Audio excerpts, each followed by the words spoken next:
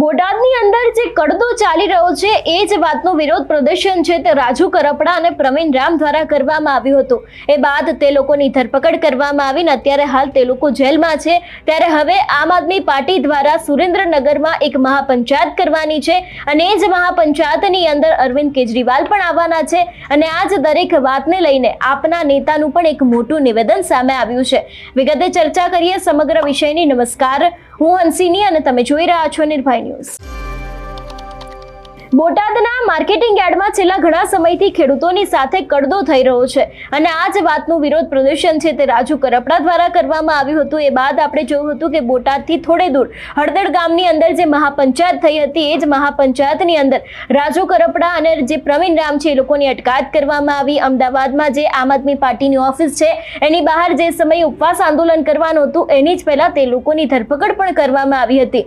પરંતુ ક્યાંક હવે ગુજરાતમાં ભાજપ સરકાર દ્વારા જે ખેડૂતો પર કરવામાં આવી રહેલ દમન છે તેની સામે 31 ઓક્ટોબરે અરવિંદ કેજરીવાલ મહાપંચાયતમાં ભાગ લેશે એવું સીધી જ વાત આમ આદમી પાર્ટીના નેતા દ્વારા કરવામાં આવી છે। પંજાબના મુખ્યમંત્રી ભગવત માન પણ સુરેન્દ્રનગર જિલ્લામાં જે આ એક ગામ છે ત્યાં મહાપંચાયતમાં હાજર રહેવાના છે અને ખેડૂતો માટે અવાજ ઉઠાવશે એવી પણ વાત કહેવામાં આવી છે। અરવિંદ કેજરીવાલ અને ભગવત માન ખેડૂતો સાથે મળીને આંદોલન માટે રણનીતિ બનાવશે એવી પણ વાત આમ આદમી પાર્ટીના નેતા દ્વારા કરવામાં આવી છે। વધુમાં આ વિષયને લઈને તેમના દ્વારા શું કહેવામાં આવ્યું છે સાંભળીએ। જી, આજની આ મહત્વપૂર્ણ જે પ્રેસ કોન્ફરન્સ છે ખૂબ દુઃખ સાથે જણાવવું પડે છે કે હળદળ ગામમાં જે ખેડૂતો ઉપર પોલીસ દ્વારા જે લાઠીચાર્જ કરવામાં આવ્યો અને ખેડૂતોનું જે પોતાની માંગણી માટે એમને જે આંદોલન કર્યું તે આંદોલનને તોડવા માટેનો પૂરેપૂરો પ્રયત્ન સરકારે પોલીસને આગળ રાખીને કરવામાં આવ્યો છે। જ્યારે ભારતીય કરડા પાર્ટીએ ખેડૂતોની માંગ સ્વીકારવાની જગ્યાએ આ રીતે જ્યારે આંદોલન તોડવાનો જે પ્રયત્ન કર્યો છે ત્યારે લોકશાહીનું અહીંયા હનન થઈ રહ્યું એવું દેખાઈ રહ્યું છે।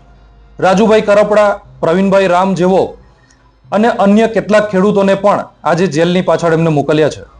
ત્યારે આ પોલીસની દમણગીરી અને આ ભાજપની જે તાનાશાહી છે એની સામે વળવા માટે આવનાર તારીખ 31 ઓક્ટોબર ગુજરાતના ખેડૂતો માટે મહાપંચાયત યોજાવા જઈ રહી છે।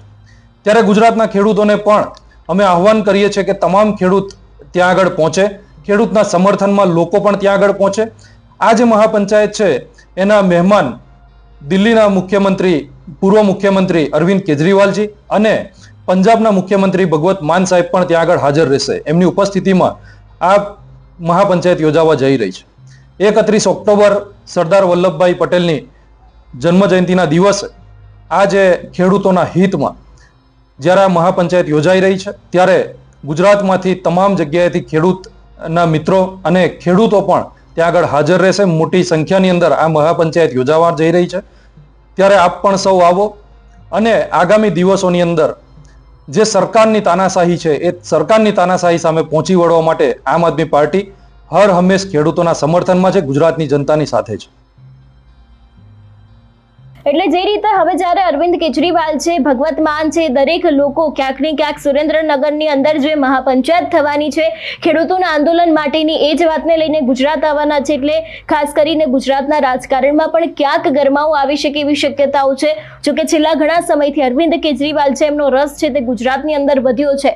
કોઈ પણ આંદોલન હોય અથવા તો પછી કોઈ પણ વાત વિવાદ હોય તે હંમેશા ધીરે ધીરે ગુજરાત આવતા હોય છે, ત્યાંના લોકોની સાથે વાતચીત કરતા હોય છે અને એમાં પણ જ્યારે હવે વાત ખેડૂતોની સામે આવી છે, તે લોકોના સામે જે કડદો થઈ રહ્યો છે એની આવી છે, ત્યારે ફરી એક વખત અરવિંદ કેજરીવાલ તેની સાથે ભગવત માન ગુજરાત આવવાના છે અને ખેડૂતોની સાથે બેસીને આગળ આંદોલનની રણનીતિ બનાવવાના છે। એટલે ખાસ કરીને હવે આગામી સમયમાં એ પણ જોવાનું રહેશે કે જે રીતે અત્યારે હાલ રાજુ કરપડા અને પ્રવીણ રામ જેલની અંદર બંધ છે ત્યારે હવે જ્યારે તે લોકોની ગેરહાજરીમાં આ એક મહાપંચાયત થવા જઈ રહી છે ત્યારે પણ કંઈક મોટી નવાજૂની થઈ શકે છે।